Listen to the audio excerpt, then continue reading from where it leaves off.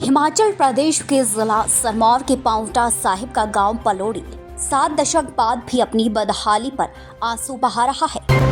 ये हिमाचल प्रदेश का हरियाणा से सटा ऐसा गांव है जो प्रदेश के पांवटा साहिब वाया पलोड़ी छछरौली यमुनानगर को भी जोड़ता है।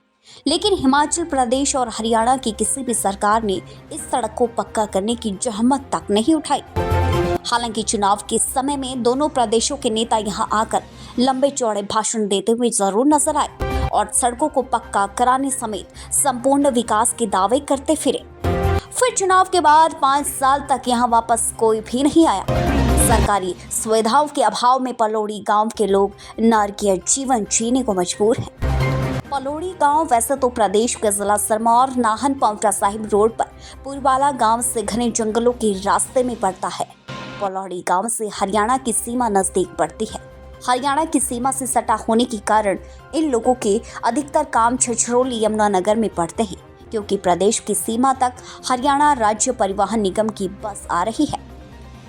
ग्रामीणों के अनुसार अगर हरियाणा राज्य परिवहन निगम की बस यहाँ तक न आती तो वह लोग जंगलों के बीच में ही दफन होकर रह जाते, क्योंकि प्रदेश की सरकार उनकी तरफ कोई ध्यान नहीं देती है।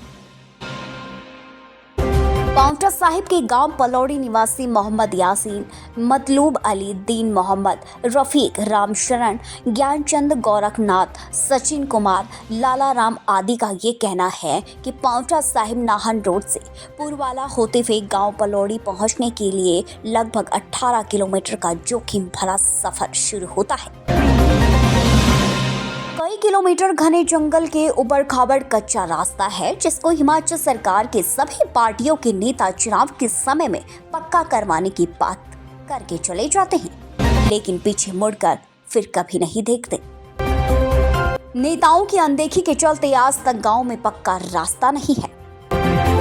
आजादी के बाद भी सिरमौर का पलोड़ी गांव सड़क सुविधाओं से नहीं जुड़ पाया। गांव में कोई बीमार हो जाए तो उसे अस्पताल पहुंचाने के लिए भी कोई भी रास्ता नहीं है। मजबूरन हरियाणा की छछरौली यमुनानगर जाना पड़ता है। पलोड़ी गांव आधा दर्जन के करीब डेरों में बसा हुआ है। अधिकांश जगहों पर बिजली की व्यवस्था तक नहीं है। यंगवाता की टीम ग्राउंड जीरो पर पहुंची। ऐसे में जंगली जानवर अंधेरे का फायदा उठाकर उनके पशुओं को भी उठा तक ले जाते हैं।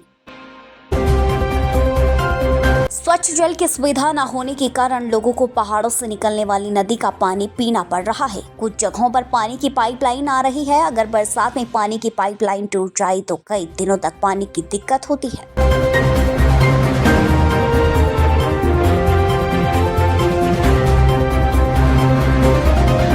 ग्रामीण हाजी यासीन, मतलूब अली, दीन मोहम्मद, असलम जर्राह आदि का कहना यह है कि गांव कोई छोड़ना नहीं चाहता, लेकिन गांव में किसी प्रकार की सुविधा नहीं है।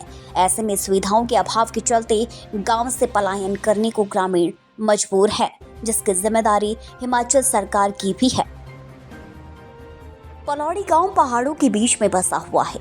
पांवटा साहिब 18 किलोमीटर और हरियाणा का छछरौली भी उनसे 15 किलोमीटर पड़ता है। हिमाचल प्रदेश का पूरा रास्ता कच्चा उबड़ खाबड़ है, जबकि हरियाणा की छछरौली जाने के लिए रास्ता आसान है। ऐसे में कामकाज के लिए उनके ज्यादातर लोग हरियाणा की तरफ रहते हैं।